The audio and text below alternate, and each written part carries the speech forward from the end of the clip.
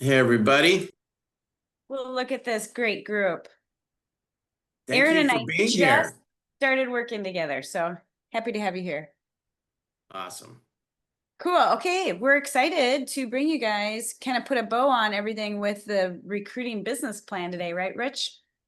Exactly. So what we want to do to talk to you about, we obviously we talked a few weeks back about the fourth quarter business plan. What we want to talk to you today is about next year's business plan, right? Got about Right? 35 business days left or so in the year, and we need to start putting that together. Most of us had to submit, a GPS to the regions, right? So I don't know if you've already done that or not, but what we're talking about today is really a recruiting business plan versus a GPS for the market center.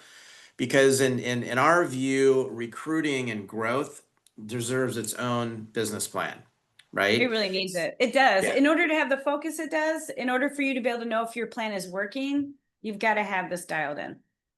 Yeah. So let's jump into it. Okay, so we do have a few upcoming classes for anyone that wants to join us, and we do have Recruiting Academy starting January 8th. So save the date. We'd love to work with you and deep dive for 12 weeks with you. And here's the details, but let's jump right into growth. So when we say successful growth, we talk about 3, 4, and 5% growth. And we want to make sure that you guys all understand the logic or the reasoning behind this. Why you need to grow by 5% gross every month in order to actually grow. So every year we look at attrition for NAR and for our industry. And the truth is, we have hit a new level of turnover. Aren't we seeing quite a bit more than we had in the past, Rich? Yep, especially with the way the market is, a lot of attrition, right? And obviously, retention as well. And if you're on the growth calls, you're seeing that. You're seeing the overall numbers, NAR, and how we're stacking up to competitors and those kind of things.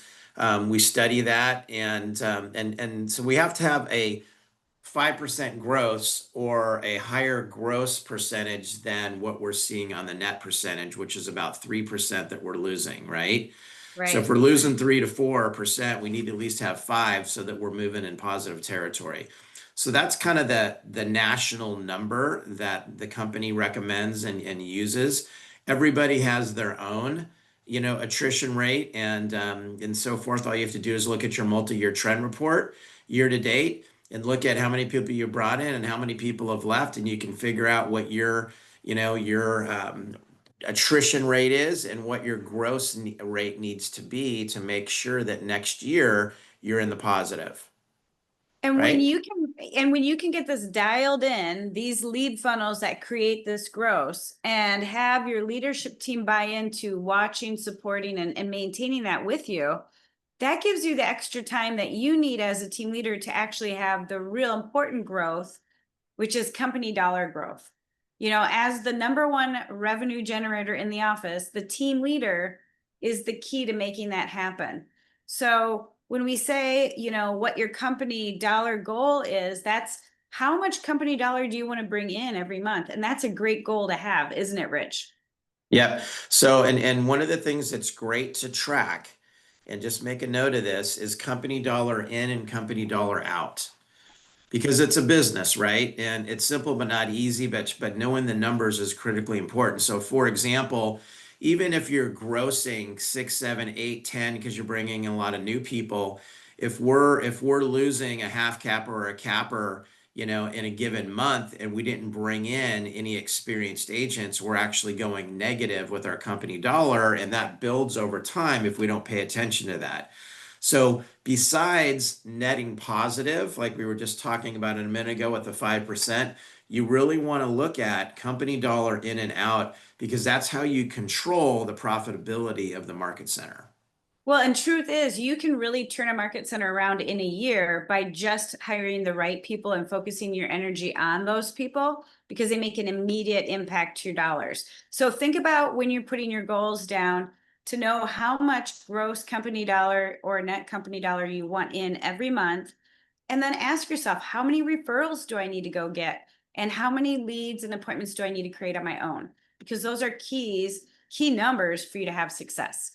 Yeah. So how many, if you want a certain amount of company dollar in, like a your 135, your GPS, we're going to talk about in a second.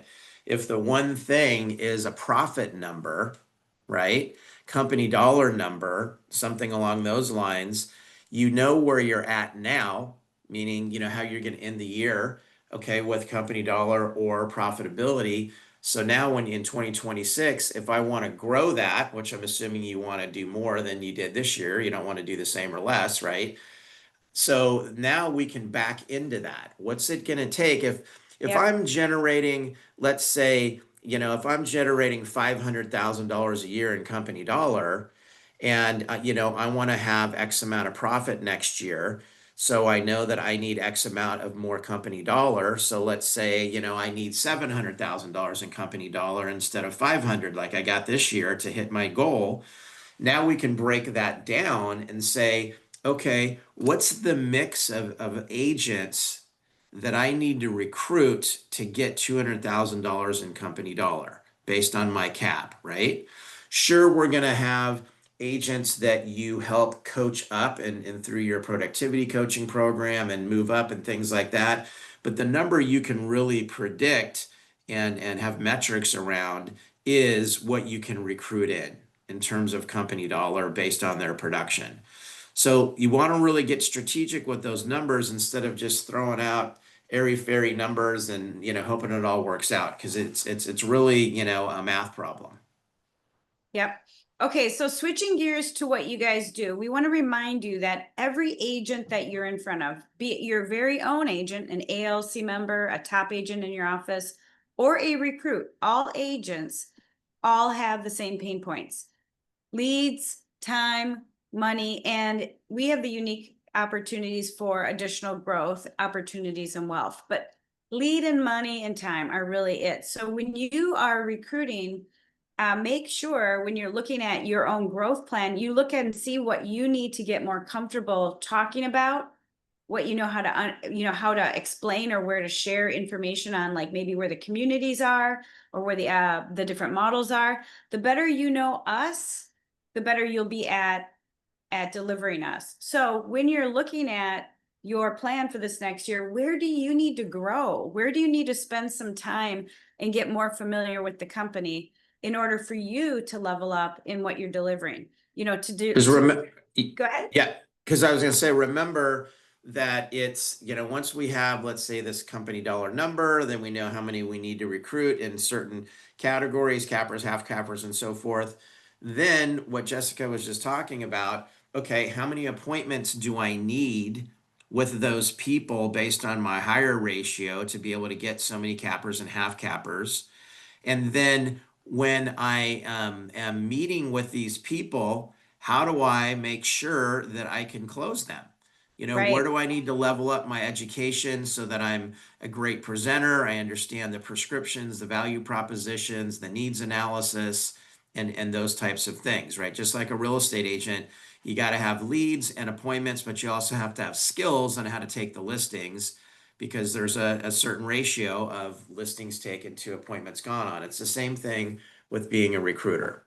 Yeah, and you got to take a little time to get to know us, know where everything is, and actually look at the playbooks, you know, read through the database assessment, you know, use it, feel comfortable with it. So, switching to your plan now to focus on your plan for the year ahead, what we wanted to remind you of is to work off of a GPS. And Rich has put together a downloadable for you here if you need a blank, right, Rich? Because we really Yeah. only have 37 days left. It's crazy to think that, isn't it? Yeah. 37 days left to go in the year. So, you know, obviously not this call, but you know, focus on what you're doing to finish the year strong so that you can explode into the new year, right, with great momentum because real estate's a 90-day cycle, which means that our new year's already started.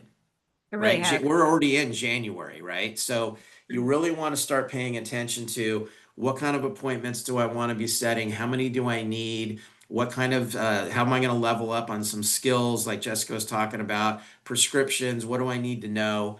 And those types of things.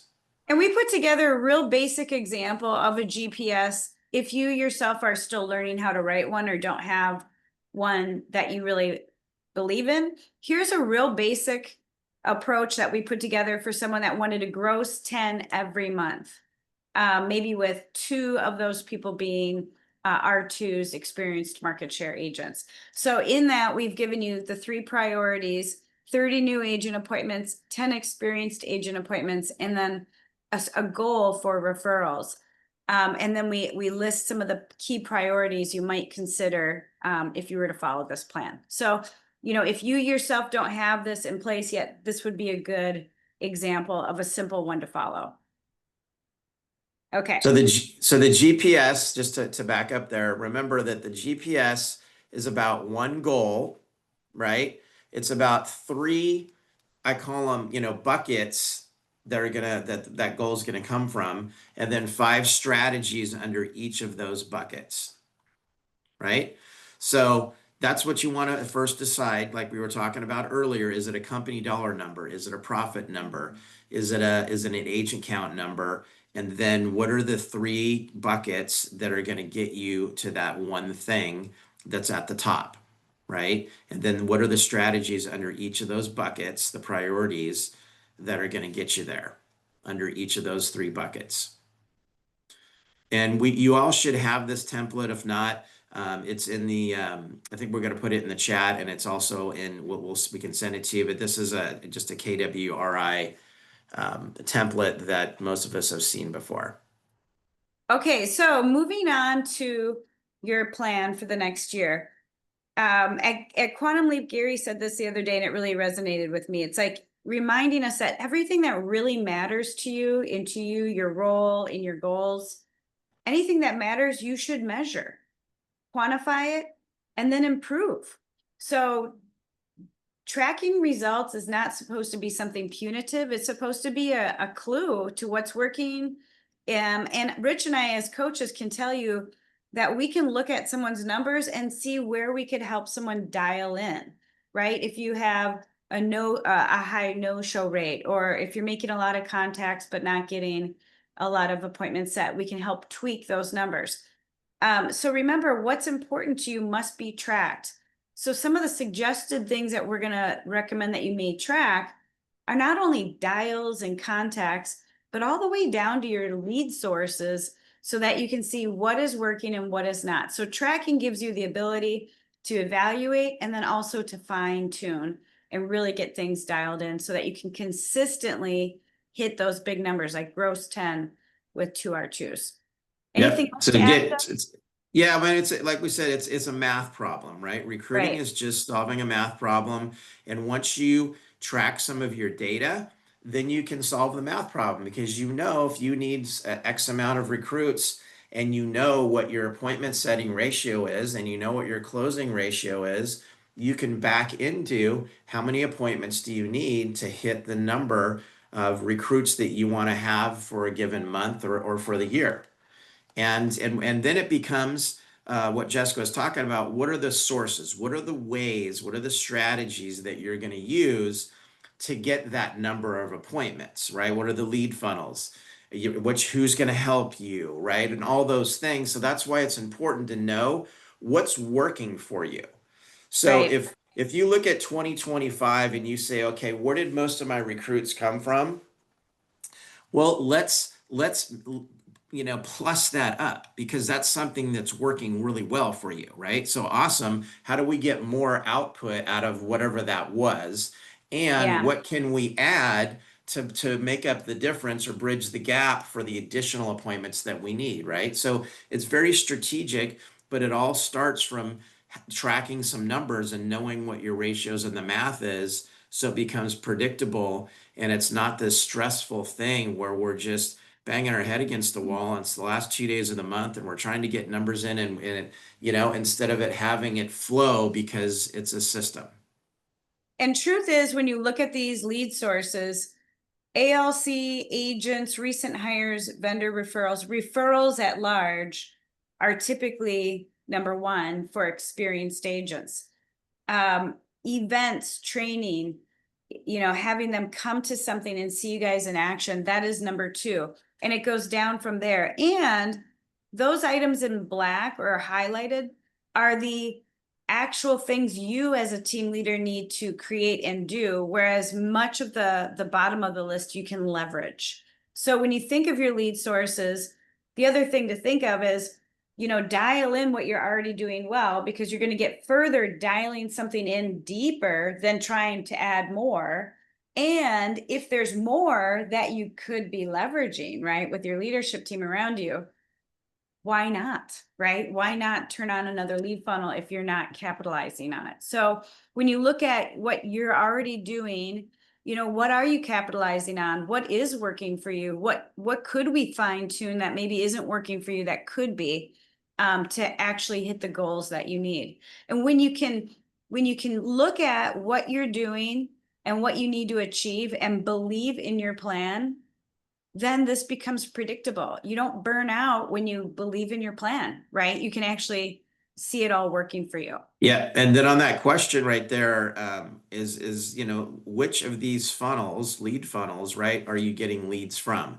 So whether it's these or something different that you have, that's a question you need to answer. I mean, when we get off this webinar here, answer that question. Reflect Yep. on your year. Where did I get my leads? Right? What's working? What's not? Where are there opportunities? Who can help me? And that'll help you start, just formulating a plan that'll help you in 2026. And we have a little workbook that Ella is sending to each of you so that you can actually use this with your leadership team and actually work on this together. So you'll be getting that after the class. And that goes to your leadership team. Everybody in your world needs to contribute in some way to recruiting. So where are you at today, and what's the plan to grow in that direction for the year ahead? Who could you tap on the shoulder? Who could you include that you're maybe not? Maybe you don't have all these people in your world. That's okay. This is I try to think of every role that I could think of, to be honest with you. And yet, I can tell you, I've had certain personality types in my office that maybe weren't equipped to be great recruiters, and yet they could contribute in another way, right?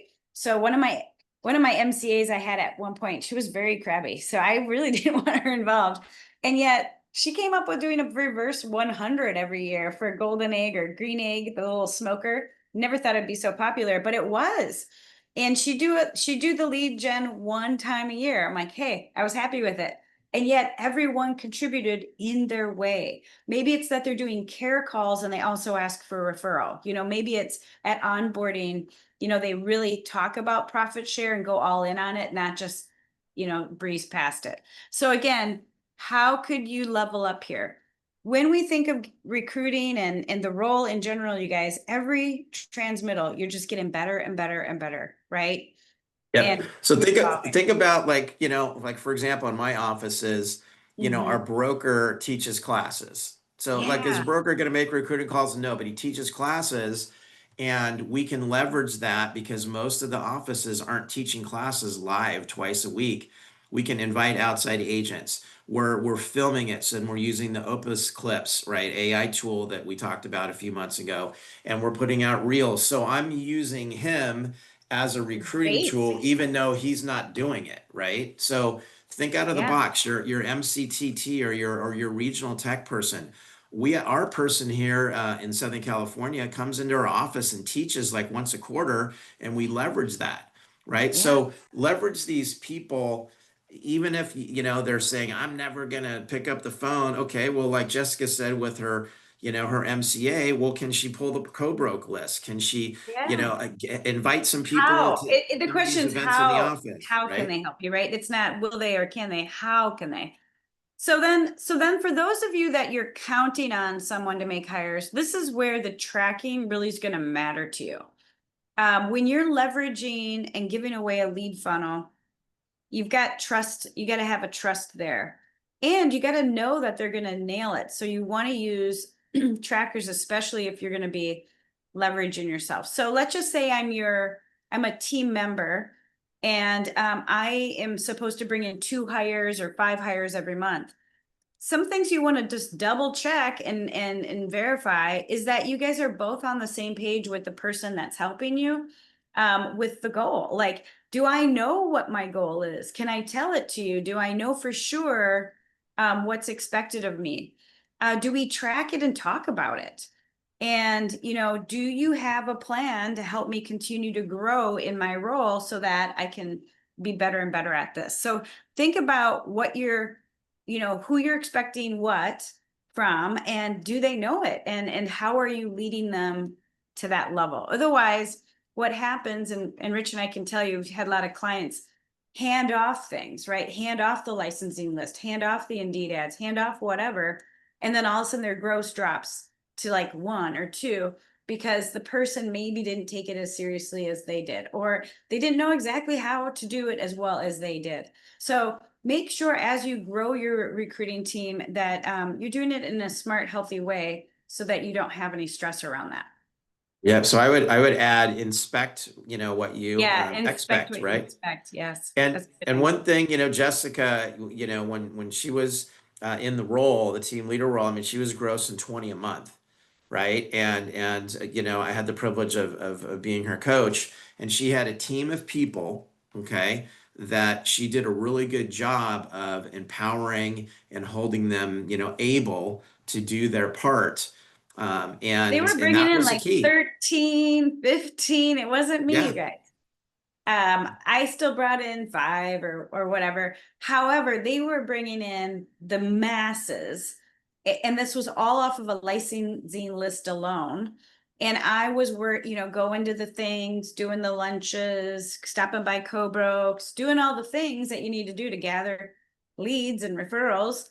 And that was how we did it consistently, though. Rich can tell you that it was a consistency thing, and then we didn't burn out doing that. But again, there were times where all of a sudden we'd be at the 11th of the month and 1 in.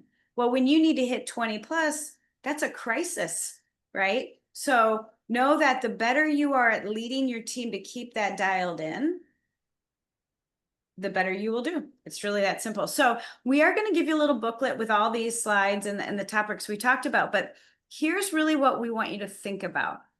Where's your missed opportunity? Because really this role is about just getting better and better and better. There is no perfect.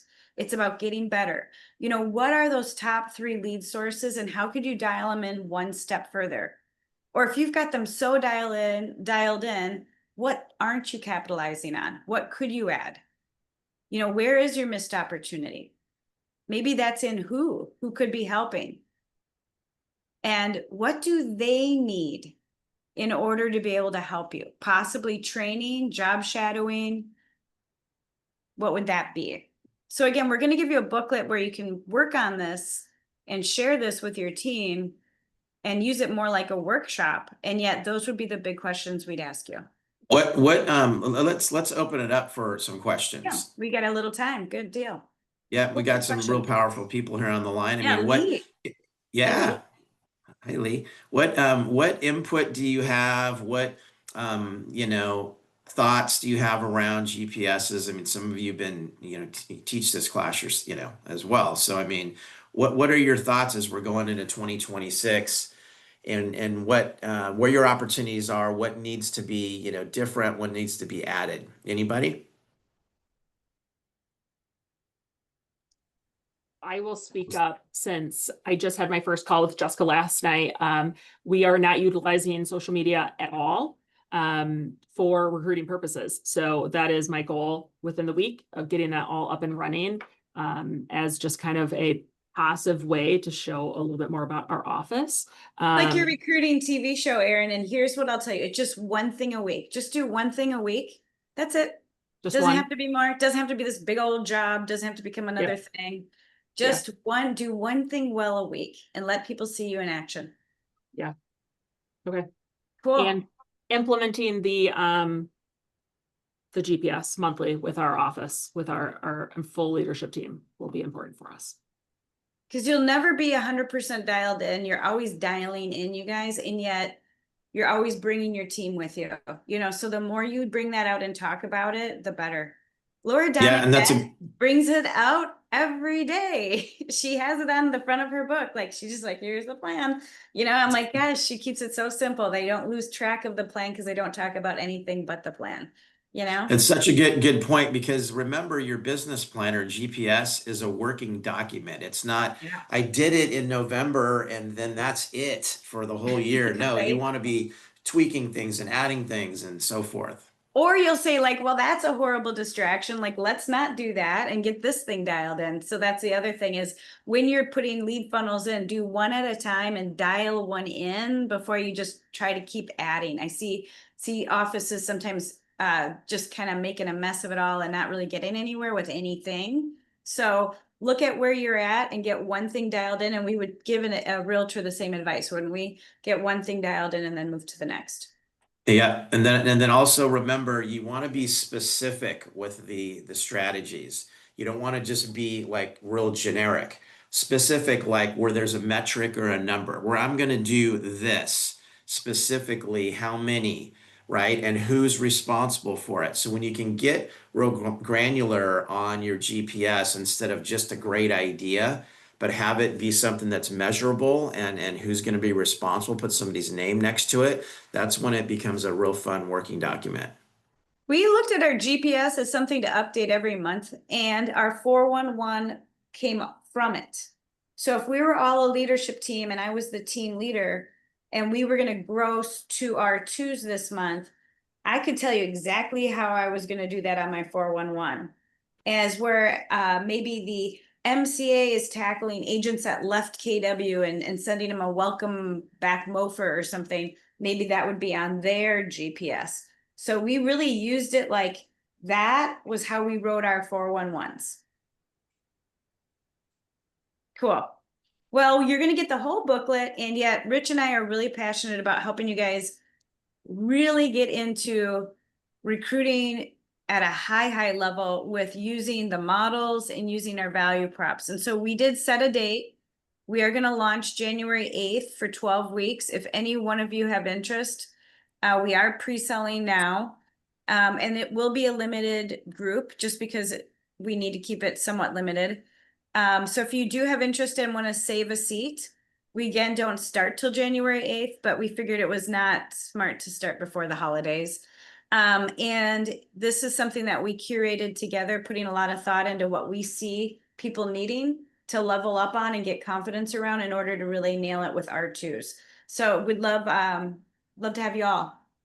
Yep, a lot of the regional directors we've shown this to, and even Wendy Harrelson and John are real excited about this program that we're rolling out in January. So you'll see more about this. Yeah, Hear more about it. absolutely. So we're excited to continue to support you. So if you could reach out to us if we're not already friends. And remember, we always have our community that you can be part of if you haven't joined already. So thanks for being here. Thank you for your time. Thanks, everybody. See ya. Hope you get something good. Have a Good to see great you guys. day. Bye-bye. See ya.